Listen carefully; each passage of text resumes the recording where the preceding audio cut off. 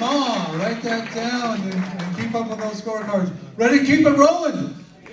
We're definitely going to keep it rolling with this next comedian. A big warm round of applause for Mr. Wes Johnson. Let's hear it.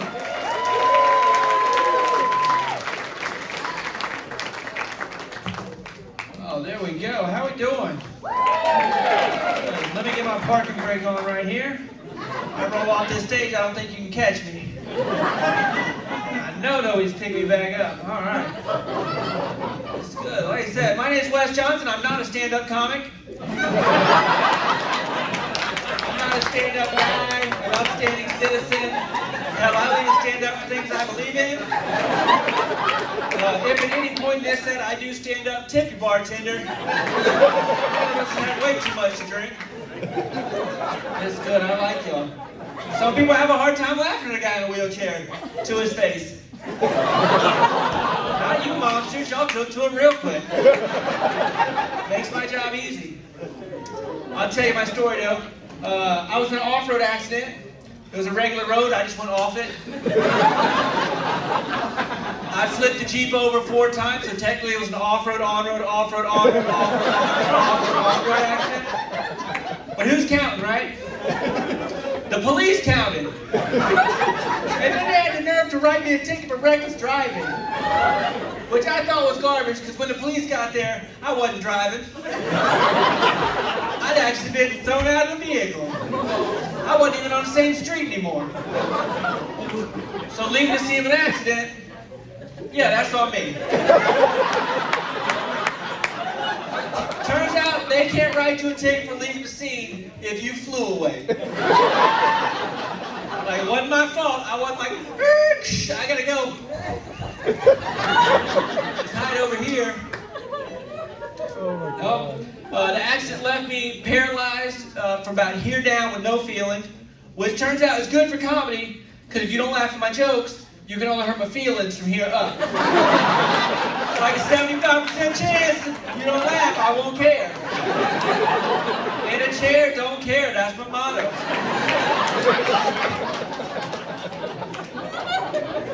I'm doing good now though, things are looking up. I just started driving again. No, your initial response was right. That awkward silence in the beginning where everyone doing, that's right. As a courtesy, y'all, after the show, I'm going to stick around about 15 minutes and let y'all get a head start. It's cool. What I'm saying is you don't have to leave right away. But I wouldn't die. Like I said, I wrecked a Jeep, and I wanted to get another Jeep, because I love that Jeep. There's something about having a Jeep. Can't explain. Does anybody here drive a Jeep? There we go. You'll know what I'm talking about. It's that sense of freedom, like there's nothing holding you down. You got the wind going through your hair, and that's just being thrown out of one. Like, you're not going to get that being ejected from a Prius. You might get 90 miles to the gallon, but Jeep has ejection technology built in. You get thrown out the front, you get thrown out the back. Hell, take the doors off, you can go out either side. No, I didn't get another Jeep. What I got was a sweet minivan. Yep, that's the right response. It is sweet though, it's got hydraulics on it. They'd lower it down so the rim could come out, but it still gets low. You know what I mean? I'll flip a button and put it on the ground.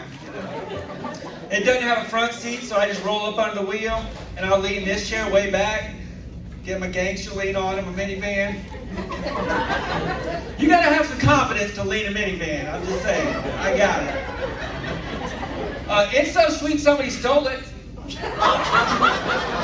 True story. Back up a tick, it doesn't have a front seat, so somebody stole it standing up.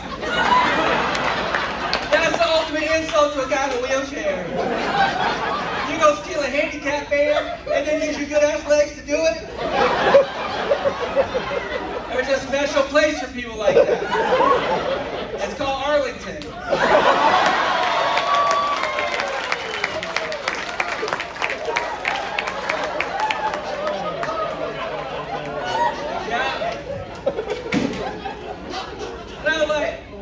I was like, who steals? I handicapped, maybe it's discrimination on my part, because I never thought, what if a handicapped person needed to steal a van, you know? Maybe there's some kind of handicapped crime they need to commit. You know, first rule of crime, you don't use your own handicapped van.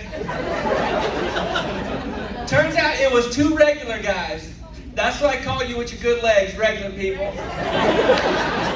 And they used the van to rob an appliance store.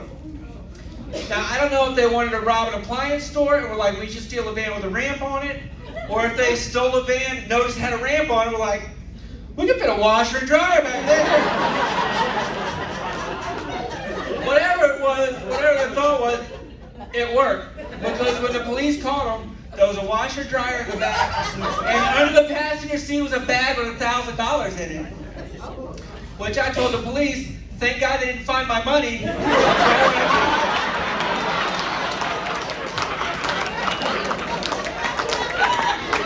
It's Arlington, you gotta hide your shit. But I can't even be mad if they stole my van. Because they didn't steal it. They rented it for $1,000. That's the business I want to be in. Handicap van rentals.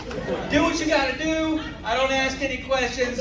Bring it back on Monday with a full tank of gas and $1,000 on the seat. And you do you, boo, you know what I'm saying?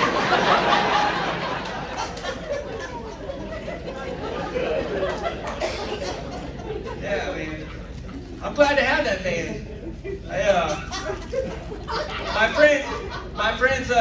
I started traveling again, and my friends, the first thing they wanted to do as soon as the amusement parks opened back up, they offered to take me to Universal Studios Islands of Adventure, and they were going to pay for everything, which I thought was awful nice. But when people are too nice, you gotta think, you know, is this a Make-A-Wish?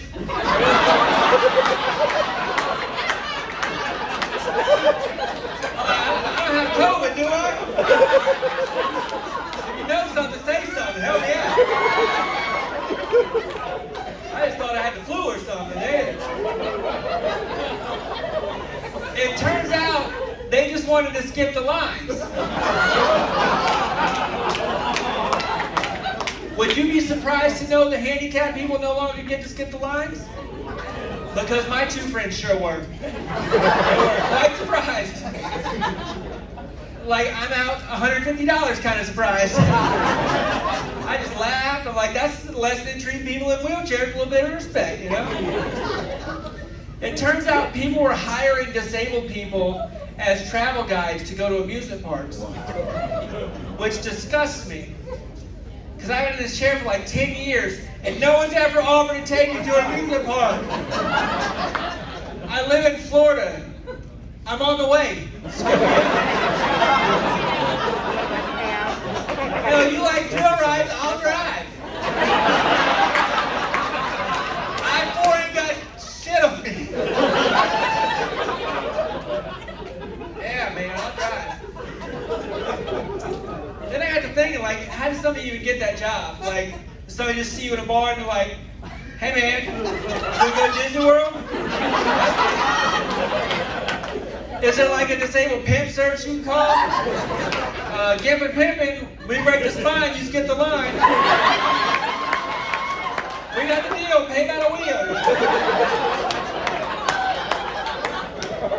Turns out the amusement park shut it down. Like, man, it's a tough life for a wheelchair pimp.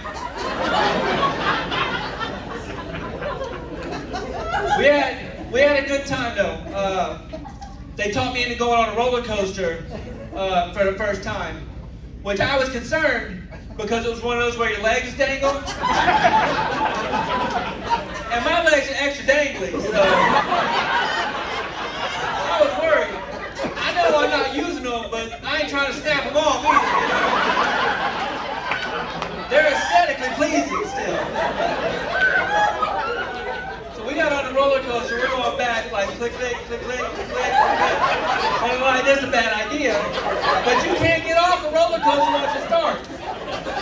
The more you wave your arms and scream, the better time that they can have. This guy must be having a blast.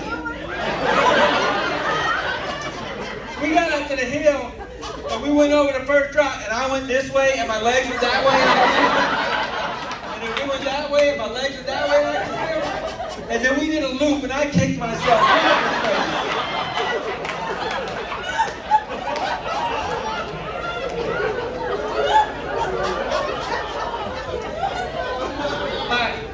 My friend said, they said, you want to go on the death drop? I'm like, oh, is that the one where they take you up 40 stories and drop you ass first? Regulation is? No, thank you. I'm a Disney man now. I'll be doing this on a teacup till I'm dead. Thank y'all so much. My name is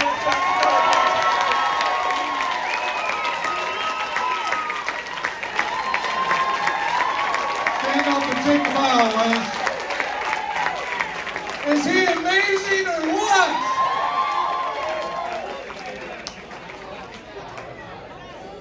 He did run over my foot, but he's okay. He's okay. That took a lot of energy. I'm going to give you a breather now, all right? So you can re-energize before the next comedian comes out. I got to tell you, I always like to take a little bit of time to do public